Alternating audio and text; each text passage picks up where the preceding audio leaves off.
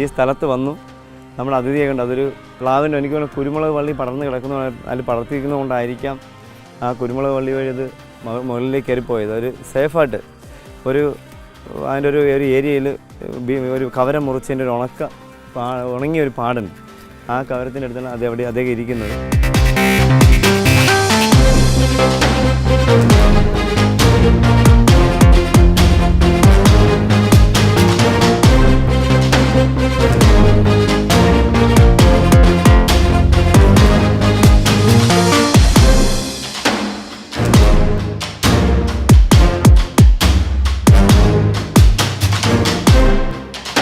പാമ്പിനെ നമ്മൾ കാണുന്നുണ്ട്, ചെറിയൊരു മൂർഖൻ.